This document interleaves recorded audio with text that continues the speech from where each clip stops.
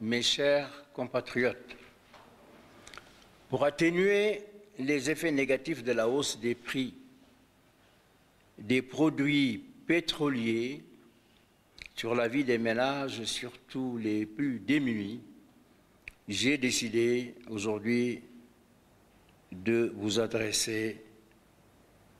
le message qu'appelle la situation. Le peuple sénégalais, dans toutes ses composantes,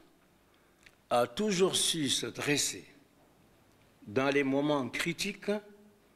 pour donner un nouveau contenu concret aux vertus de générosité et de solidarité qui constituent le substrat de notre culture.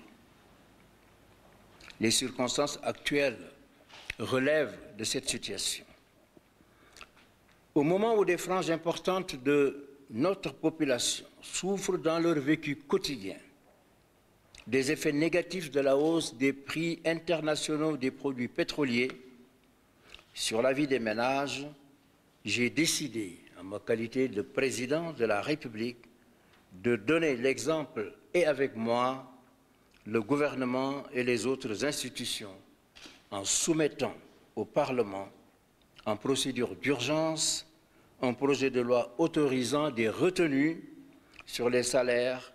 destinés à alléger les souffrances des couches fragiles de notre population. Le Premier ministre délivrera mon message sur l'esprit et la teneur de ce projet de loi devant les deux chambres réunies, le Sénat et l'Assemblée nationale. Dans un futur immédiat, le gouvernement prendra de nouvelles mesures pour la mobilisation de ressources complémentaires. Rahmatullah taala wa barakatuh, maa ngi leen di nuyu yéen ñëpp ku nekk ci tur ak sa sant di leen xamal ni tey jii conseil des ministres bi benn wax rekk moo fi am moo di ndogal yi ñu war a dogal pour que njëg yu jafe yi te metti lool ci Sénégalais yi mën a wàññiku yàlla dafa def ni Sénégal bés boo xamee ni am na lu metti lu ko dal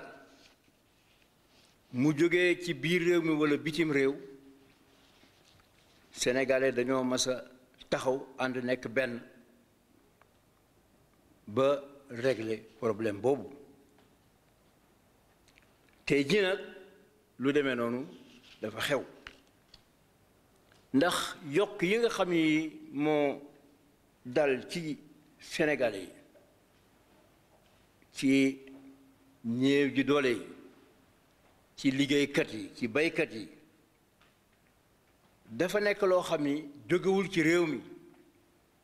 bitim réew la jóge ndax pétrole bi nga xam ni dañu koy yokk te ñu ko yor bés bu leen neex rek ñu yokk ci façon boo xam ni kenn mënu ci dara kenn ba fii nu tollu léegi mosu ñoo gis mukk ñooñu yokk njëgu pétrole nit wax ci Sénégal lañu ko mës a gisee dégg ngeen ma ci fan yi itam bind naa ñépp chef d'État yi nga xam ne ñoo jiite Afrique pour xamal leen ni war nañu daje seet lu nuy dogal pour mettit woowu bañ a dalati ci ñun waxtaan naa ci ak ki nga xam ne mooy président Union africaine ak ki nga xam ne mooy président commission de l'Union africaine yaakaar naa ni daje boobule danañu ko mën a def ci diir bu gàtt ndax situation bi ma leen wax léegi muy yokk bitim réew yooyu benn réew mënu koo régler moom rek il faut que ñépp daje seet nu ñuy doxalee ci situation boobu premier ministre nag dama ko sant tey mu dem daje ak député yi ak sénateurs yi xamal leen lu tax loi boobule gouvernement bi jël ko ci diir bu gàtt di leen ñaan it ñoom it ñu woote ko ci lu mu gën a gaawee waaye du ñu yem foofu ndax gouvernement bi dama leen sant ñi leen mesures yi nga xam ni premier ministre dana ko wax tey ci parlement bi wax ko tam journalistes yi am na yeneen mesures yoo xam ni ñu ngi koy xalaat pour rekk wàññi coono bi nga xam ni mooy coono bi jóg coono bi am ci njëg yu metti may ñaan nag bépp sénégalais nga ne ci biir Sénégal walla nga ne bitim réew nga nekk ci société yi walla li ñuy wax secteur informel walla nga nekk chef religieux nga seet ci sa kàttanu bopp loo mën a dimbalee Sénégal ci mbir mi maanaam loo xam ni àttan nga ko te mën nga koo joxe volontairement pour dimbale néew ji doole yi loi bi nga xam ne nag ñun moom la ñu proposé dañu ni danañu dagg solde yi yépp di ko commencé ci président de la République jaar ci président du Sénat président de l'Assemblée nationale jaar ci premier ministre jaar ci ministres yi yépp ak ministre bu mu mën a doon jaar ci député yi ci sénateurs yi jaar ci fonctionnaires yi loolu moom bu ñu ko dogalee ci loi ministre des finances daf koy daal di appliquer maanaam ku nekk lañ la daan fay dañ ciy jukki li nga xam ni loolu la loi bi jàpp ma bëgg nag yéen waa Sénégal ngeen dimbale ma ci loolu loi bi bu ñu ko jëlee ci sama xalaat diir bi yàlla rek moo xam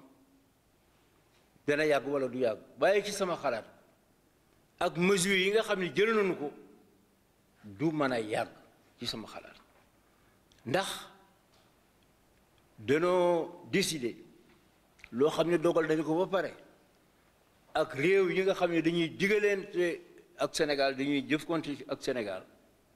ñu ñëw tabax fii ay mbànd yoo xam ne dañ ci indi pétrole essence